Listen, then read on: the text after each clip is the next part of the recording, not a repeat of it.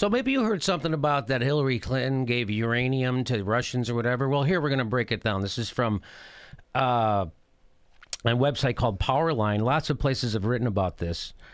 And this guy says, in 2005, Bill Clinton and a guy named Frank Giustra visited Kazakhstan. This guy, Frank Giustra, he's a massive donor to the Clinton Foundation. His goal, Giustra's goal, was to buy uranium mines in Kazakhstan. To this end, he and Bill Clinton met with the leaders of Kazakhstan government. As a result of the visit, Giustra got major mining concessions, which were approved by the Kazakhstan government.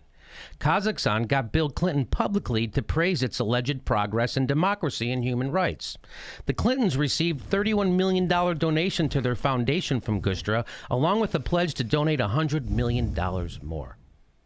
So you see what that Clinton Foundation is it could get really corrupty. The deal with Kazakhstan made Giustra's company Uranium One a major player. It proceeded to buy large amounts of holdings in the United States and became an attractive target for Russia. A Russia company made a hugely attractive offer to purchase the company. Uranium One agreed to the purchase. The deal required approval by the United States government and the Secretary of State, Hillary Clinton. During the period when the deal with Russia was under consideration, the Clinton Foundation reported $2.6 million from the Uranium One.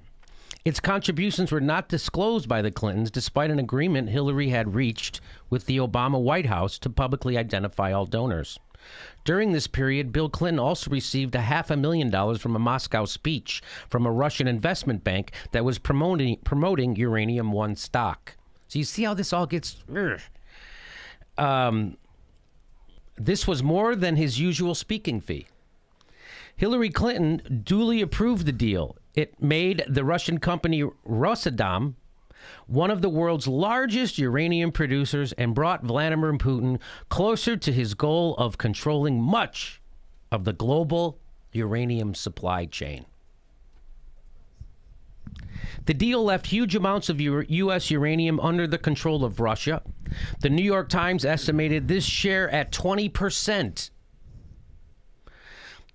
But Peter Schweitzer, the author of Clinton Cash, say that it amounts to almost 50% of projected U.S. uranium output. When Hillary Clinton was questioned about the deal, she said she had no reason to intervene in the decision. But Raphael Williams of Circa reports that memos contained on WikiLeaks show Clinton was warned about Russian attempts to flex its muscle in uranium markets, and members of Congress also sounded the alarm. The State Department had obtained a strategy paper from Rosatom, that Russian company seeking to purchase Uranium One. The strategy paper alarmed U.S. diplomats because it confirmed fears that Russia was moving to control the long-term supply of nuclear fuel, shut Westinghouse out of the market, and extend Moscow's influence over Europe. The resulting diplomatic cable lays out what Williams calls, quote, a clear warning from career U.S. officials about why expanding Russia's control of uranium markets was bad for the United States and for its allies in Europe. In addition, members of Congress pointed to the dangers of the Rosatom deal. Senator Joe Brasso said, quote, it would give the Russian government control over a sizable portion of America's uranium production capacity. Representative Peter King said it would pose great potential harm to the national security of the United States. Clinton then had ample reason to intervene in the decision, but doing so would have been inconsistent with the interests of those who were donating so generously to her foundation. Despite the warnings from her own diplomats, despite the warnings from Congress, Clinton let the deal go through. Who were the winners in this transaction that began with Bill Clinton's visit to Kazakhstan and ended when the United States approved the Uranium One Rosatom deal? The Russians, obviously, but not just the Russians. Frank Giustra won big. So did the Clintons, who raised tens of millions, if not more, in the saga. Even Kazakhstan came away with something, though whether it contemplated Russia's controlling its uranium is another matter. The only loser here, for sure, is America. So there you go. She's out there saying we should be afraid of Russia again. Meanwhile, they're taking millions of cash in exchange for giving over United States uranium, nuclear fuel, to Russian control. So,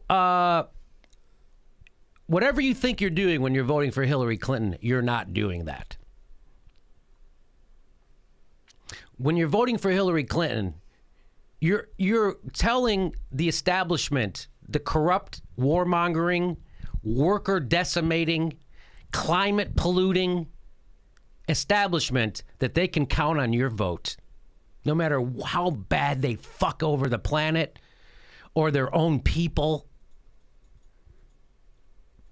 or their workers, how badly they sell you out, how badly they're in bed with the billionaires, oligarch class that is raping America. No matter, they can count on your vote. Why? Because Trump. Because there's some incompetent maniac who his own party is running away from. That's the guy that everybody's afraid of. So whatever you think you're doing when you're voting for Hillary Clinton, you're not.